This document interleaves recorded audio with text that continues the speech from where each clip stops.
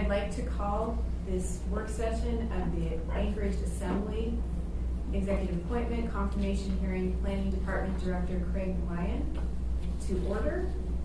It is Friday, March 4, and we are noticed from 1 to 1:30 p.m. Madam Clerk, would you call the roll, please? Ms. Allard, Mr. Constant, Mr. Dunbar, Here. thank you. Ms. Kennedy, Ms. LaFrance, Here. Mr. Peterson, Present. Mr. Perez-Verdia, Ms. Quinn Davidson, Mr. Rivera, Present. Mr. Littleton, and Ms. Salatone. Here. Thank you. Thank you, Ms. Camacho. And I understand that we have Mr. Lyon on the line, and in the room we also have Mr. Chabaka, Chief Executive Human Resource Officer. Is that correct, Mr. Chabaka? Yes, Chief Human Resources Officer. Great, thank you. And before I turn to Mr. Chabaka for an introduction of Mr. Lyon, I want to call attention to Charter Section 5.02, Powers of the Mayor, which states the mayor shall appoint all heads of municipal departments subject to confirmation by the Assembly on the basis of professional qualifications. Members are urged to keep in mind that we want to be careful concerning the reputations of nominees. Questions should be limited to education and work experience. Please be aware of any sensitive personnel issues that may not be legally permissible for discussion in a public forum. And if folks online could please mute. If members have relevant questions concerning personal characteristics or habits of the nominee that they believe are germane to the question of the candidate's professional qualifications, we can consult with legal counsel to consider holding a special meeting, an executive session on a later date, or offering the nominee the option to request a public discussion here instead of an executive session. So now I will turn to Mr. Chabaka for an introduction of Mr. Lyon. Thank you, Madam Chair. Craig Lyon graduated from Stellar School and holds a BA in Government from Norwich University and a BA in Elementary Education from UAA. In addition to having one of the coolest last names ever, almost as cool as Chabaka, he has almost 2 decades of experience as the Transportation Planning Manager for the Municipality of Anchorage's Planning Department, having served in that role since July 2003. He also briefly served as the Acting Planning Department Director for several months in 2018. Prior to joining the MOA's Planning Department, Craig worked as a legislative aide in the Alaska Legislature. During his tenure with AMATS, he has worked to increase citizen involvement in transportation planning. A lifelong Alaskan, Craig has been actively involved in serving the Anchorage community in various capacities. From 2014 to 2015, he was a member of the Anchorage Chamber of Commerce's Business and Economic Development Committee. From 2004 to 2006, he served on the Technical Advisory Committee for the Regional Transportation Planning Organization. And in 2018, then Governor Walker appointed him to the Governor's Task Force on Commuter Rail. Craig also was president of the Winterberry Charter School PTA from 2011 to 2017 and a member of our Library Advisory Board from 1993 to 1999. He's married with 4 children and 3 grandchildren who unfortunately don't live close enough for him and his wife to spoil on a regular basis, he says. And with that, Madam Chair, I will turn it back to you. Thank you, Mr. Chabaka. I want to note for the record that at 1:05 we were joined by Mr. Constant in the room and by Ms. Allard on the phone. So I will go ahead and turn to Mr. Lyon to further introduce himself. Mr. Lyon? Thank you. Can you hear me okay? Yes. Making sure that's loud enough. Okay.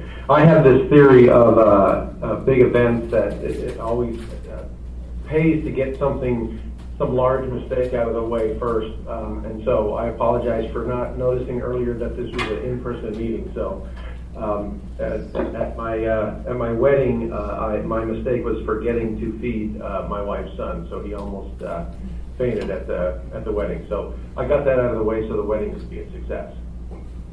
Members of the Assembly, today I want to thank you for the opportunity to meet with me to discuss my appointment as Planning Director for the Municipality of Anchorage. I do appreciate your time. As Mr. Chewbacca said, I'm a lifelong Alaskan. I was born shortly before the 1964 quake.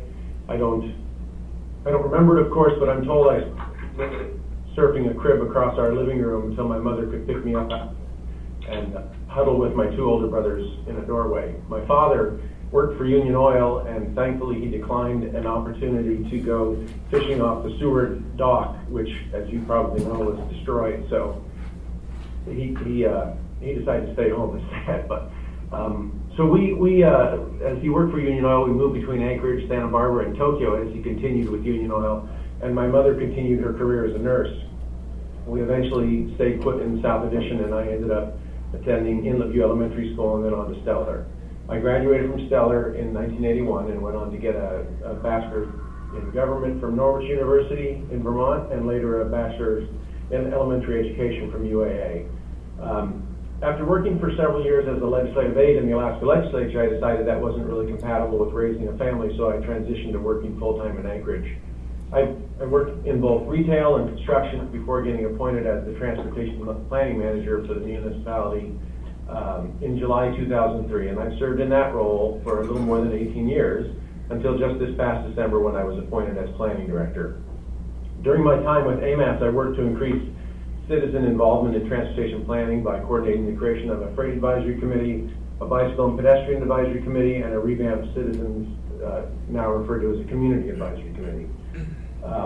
One of my favorite memories of my time at AMATS came early on, and I think illustrates a bit of my collaborative style. I was contacted by the philanthropic arm of ConocoPhillips, who were looking for a way to invest in infrastructure, and asked if I could recommend a project that might need some excellence. So we worked together to identify the Potter Marsh Trailhead and Access Improvements Project as a great project that needed some additional funding to move it forward, and that financial commitment from Conoco provides the local match and then some to enhance the parking lot and provide some new boardwalk connections on an important resource for locals and visitors alike. My kids, of course, get tired of hearing about my role in that project, but if I can't brag to them, who can I brag to? As Mr. Chewbacca mentioned, in my role as Transportation Planning Manager, I was served on the Board of Directors for the National Association of Metropolitan Planning Organizations in Washington, D.C. from 2010 to 2021, and was the AMPO President in 2018 and 2019.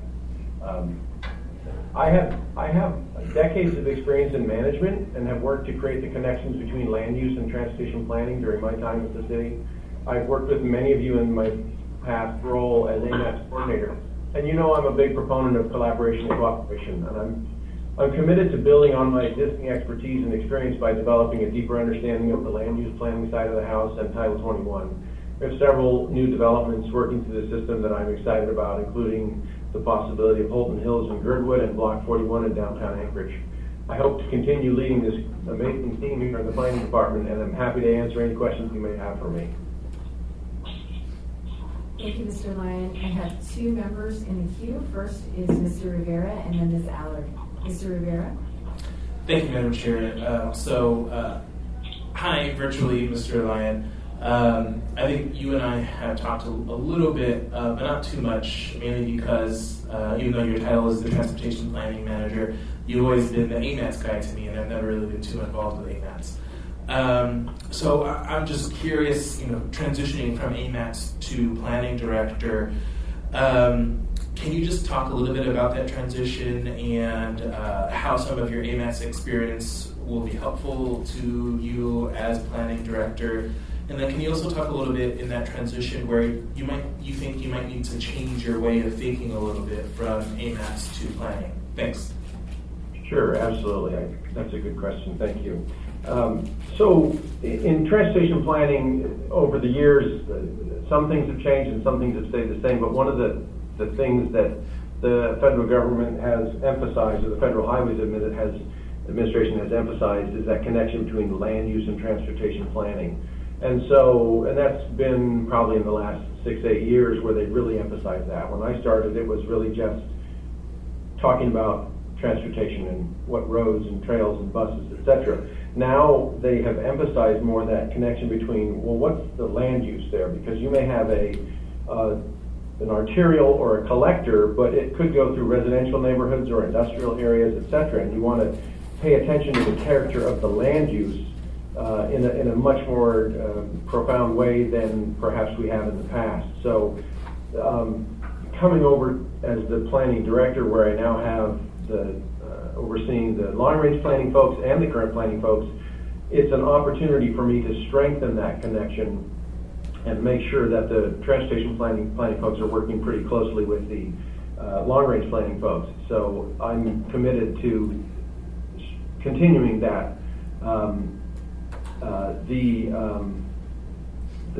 current planning side of the house is the tougher nut for me to crack, because one of the things I did when I was over at AMATS is, if you mentioned the words Title 21, I didn't have to worry about it because that was not something that we dealt with, the land use code. We just didn't. So that's the new challenge for me, is learning that part, and that's a big change from previous, because I was able to just ignore that side of the house, and also basically not have to pay attention to anything past Potter Marsh, because that's outside of the AMATS boundaries. So now I have the whole municipality, and obviously I'm born and raised here, so I'm well aware of it, but I just didn't have to deal with it professionally. So those, I guess, that's the challenge for me, is to catch that part of it up. Thank you. Mm-hmm. Thank you, Mr. Lyon. Ms. Allard? Thank you, Madam Chair. Hey, Craig, it's Jamie Allard here. And first of all, I want to say thank you for stepping forward to do this. I also wanted to commend you on your education, as my husband is an alum from Norwich University, and I went back to school to Norwich University, so go Cadets. So I'll try not to be biased. But I got to tell you, based on how difficult it is at Norwich and the integrity and the level of ethics that we hold, graduating from there is a big deal to me. So, and based on your experience, so thank you for stepping forward. I appreciate it. Absolutely. One of the things I remember from Norwich is that we had to sign at the bottom of every paper that we wrote that we did not, we followed the honor code, and we did not receive any outside assistance on it. And that's something that's obviously stuck with me. When you actually sign that on a 500-word essay, you're making sure that you're paying attention to that all along. So it was a great education. I really enjoyed it. Thank you, Madam Chair. Can I just do a quick follow-up? Sure, go ahead. Thank you.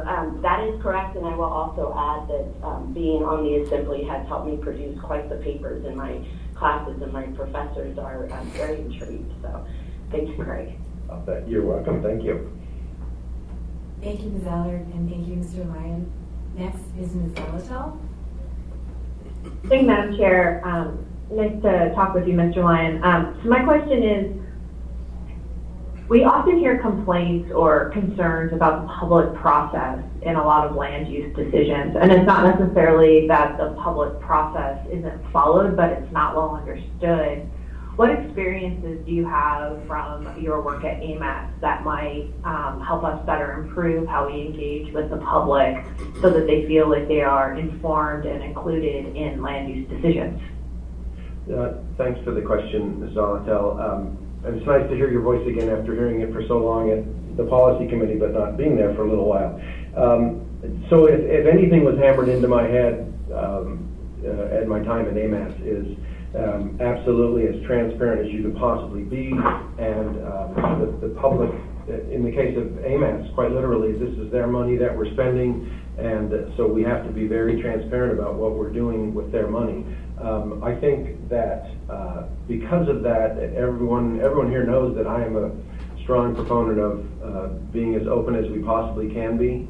I know there's some stuff that is quasi-judicial in nature with some of these boards, and we have to make sure that we're doing our work in a certain way, but it's all public process. It's all public, they're all public documents. So I'll just continue to hammer home that idea that we let people know how we make these decisions, and if they want to get in to see the nitty-gritty of the work effort, it's there. If they want to see how we scored and ranked projects for inclusion in the TIP, for example, they can see those actual scores from every single person who's doing it. That's just been hammered home in my entire time at AMATS to the federal rules and regulations that that's what we need to do. So I will continue to express that to the people that work here in the department. Great, thank you. Thank you, Ms. Zalatel. Thank you, Mr. Lyon. Mr. Constant? Yeah, Craig. So, the chair started out by saying, we can't talk about personal stuff, so I guess I'll have to keep that to a minimum. I've had great pleasure working with you over the years.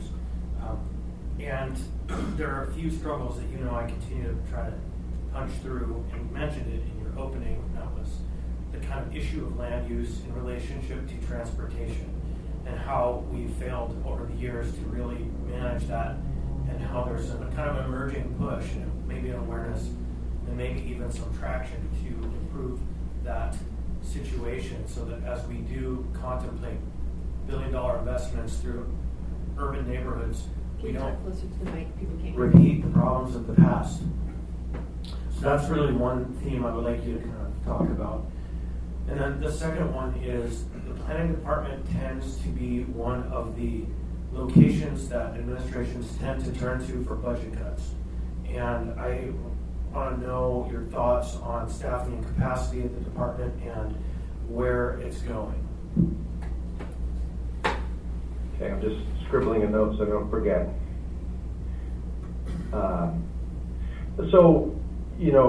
Obviously we work together a lot on the issues with your district. All I can tell you is that I'm committed to making sure that we use these federal dollars and the investments that we make to improve the folks in the Fairview area, as opposed to the stuff that may have happened in the past. I'd like to think that since I've been here, and it's not because of me, but it's just happening since I've been here, not because of me necessarily, I should say, but it's happened since I've been here that we have tried to start focusing some investment in there, and that we can look towards what we're doing with the Seward to Glen PEL to try and improve the lot of the folks over there. I know it's a challenging project, and I know that some folks over there we're still battling to a degree, not necessarily with the planning department, but with the owners of the facilities over there as we try to move forward with planning and environmental linkage study. I can just offer that I will commit to making sure that those folks' voice is heard, and we pay attention to them as we try to knit their community back together, as opposed to having the giant 4-lane freeway coming through there. So I'm committed to making sure that we continue to improve their lot. Right, so it's 8 lanes and nightmare, and no one's pointing at the planning department. They're actually begging for the planning department to take a more firm role so that DOT does understand land use, because their mission is peak traffic, more cars. And so, right, we have the human side of the equation, and we're like, what about us? Okay, so the other question, thanks. Right. So what I meant 4 lanes each direction. So we were on the same page. I just said 4 lanes instead of 8-lane total, but I'm well aware of how many lanes are there and how it just is a scar there at the moment. So as for budget cuts, we're doing okay. I really think that the actions of my predecessor, Michelle McNulty, went a long way towards making sure that the folks in government understand the importance of the planning department and the importance of planning in the scheme of things. I mean, I know for AMATs, obviously you have to do the planning in order to spend the dollars on capital improvements. What I'm committed to doing is continuing to make sure they understand that those dollars that you spend on planning for long-range planning as well is equally as important. I think most folks have a good understanding of that connection. I'll just continue to fight for it, because you can't do the improvements unless you really look at what's happening in the area. That's what was done in the past. They would just throw down a road and saying, trust us, it's good. And now we make sure we understand what's going on in the area, in the land use, to know that it's a valid use of these funds and it's the right solution. As for current planning, I think most folks can see that value, but I mean, those folks are constantly busy churning out plats and, conditional use permits and all that sort of stuff. So, but as I learn more about it, it'll give me the opportunity to fight for those positions with a better base of knowledge. But that's my goal right now, is to continue to get learned up, so I don't have to rely on them to answer all the questions. So hopefully that answers your question. Thank you, Mr. Lyon. Any follow-up, Mr. Constant? I thank you for those answers, Craig. Thank you, Mr. Constant. I want to note that we were joined at 1:19 by Ms. Kennedy. Do members have any other questions? I don't see anyone else in the queue, so Mr. Lyon, I'll just ask if just you could give a list of your top 3 goals, whether for the short term or long term for the department, and any specific challenges. I know Mr. Constant asked about staffing, but any specific challenges where the Assembly could assist in working through those issues. Thanks. Sure. So I guess my top 3 goals, obviously the number 1 goal for me is to just get the knowledge base on Title 21 and all that sort of stuff, so that I can, so that people can be doing their own jobs as opposed to having to teach me what all these different things are. And that's just kind of a personal thing, but it helps to make the department run better as people only doing one job.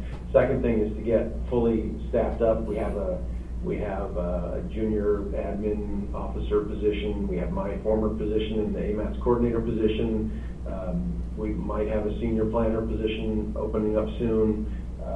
And then we have a half-time right now senior planner position in long-range planning that I'm looking to identify some possible sources of funding to make that a full position. That's kind of my other goal. Right now, I mean, I know we've had some discussion about the long-range transportation plan, and the challenge for, among others, Girdwood, is that it's outside the AMATS boundary, so it's not possible to spend our planning funds down there. So we're looking to identify some other sources of funds so that we can help them with their transportation issues down there. I guess if I were thinking about one other thing is updating our comp plan. It's both the Anchorage Bowl one and the Chugaki River one. Those are kind of a little stale, as is the Area White Trails plan. So we are looking at a couple different possible sources of funding for those different plan updates. So we have a lot of irons in the fire, and a lot of it takes identifying the funds. So right now we're working on identifying how much funds, and we've got a couple things going on that. So hopefully that answers that question for you. Thank you, it does. And could you just speak briefly to any challenges that we on the Assembly might be able to help you with? Well, I guess for right now, as soon as we get identified those dollar figures for the plans, we'll probably reach out to you and let you know what those dollar figures are, and then where we're looking to get it from. And you might be able to help us, not necessarily identify the funds, because we have some of them are state funds and some of them are federal funds, but just help us with showing the support from the Assembly. That would always be helpful. So we're closing in on that. Probably within a month we'll have some things lined up that we could share and ask for your assistance as we show local support for it. Great, thank you, Mr. Lyon. Ms. Zelatel is in the queue. Thank you, Madam Chair. Your question, Mr. Lyon, answers for one other issue I wanted to raise, and that's as we look at land use plans in Anchorage, what ways can we incorporate having a long-range transportation plan? I feel like this is maybe the confluence of your past job and your current job, because right now the Anchorage long-range transportation plan is really just an adoption of the AMATS plan, and that doesn't include Girdwood, and doesn't necessarily include local goals that fit within what the comp plan does. So any thoughts on that? I know that we had a meeting, it was probably about a month and a half ago with yourself and Mr. Weddleton and Mr. Trombley where we kind of brainstormed that.